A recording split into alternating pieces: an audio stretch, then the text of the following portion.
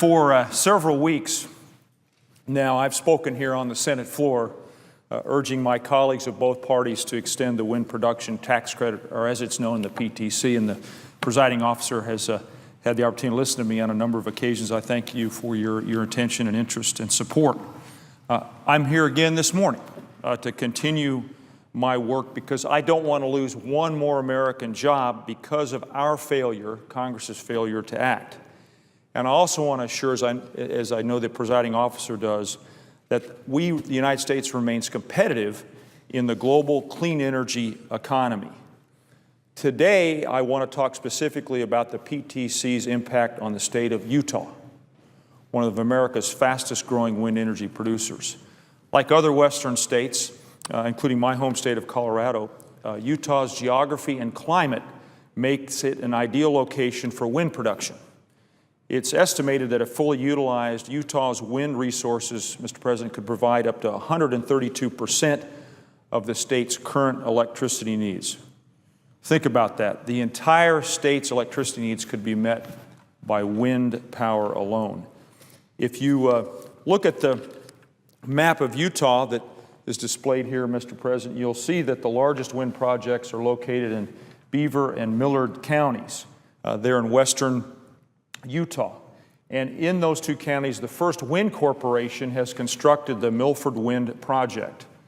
This project produces enough electricity to power over 64,000 homes, avoids 300,000 tons of CO2 emissions, and provides good-paying jobs to hundreds of hardworking Utahns.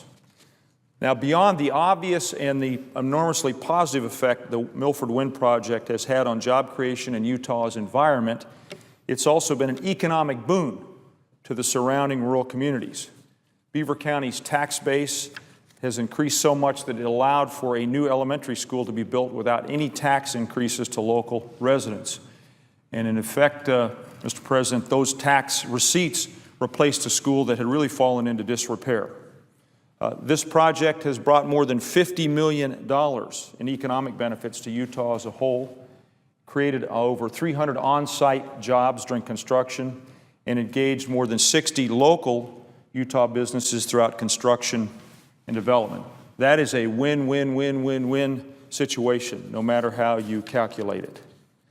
But, Mr. President, only if we extend the wind PTC will we continue to see the investment, the job creation, and the economic growth like Utah has seen in recent years.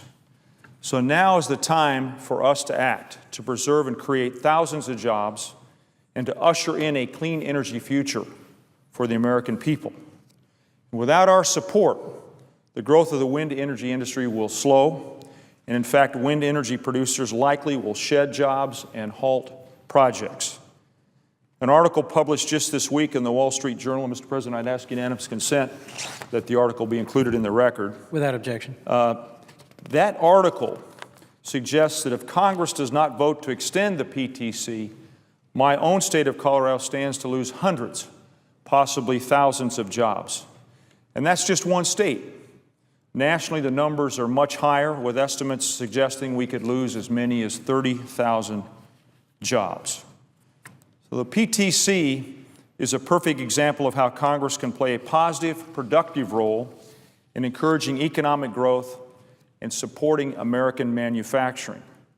The American people expect us to do everything we can to create jobs and economic growth. They expect us to work across the political aisle and produce results. They deserve results, and we should not disappoint them by succumbing to election year gridlock. We have a solid base of bipartisan support for wind energy and for the passage of the wind PTC. That's why I've been urging my colleagues to work with me to pass it as soon as possible. From Colorado and Utah to Rhode Island and beyond, the PTC has helped American families and businesses prosper in a time when other industries have faltered. The wind industry has been one of the few industries of real growth in recent years, and it has so much more potential. Americans have said again and again that they want Congress to extend the wind PTC.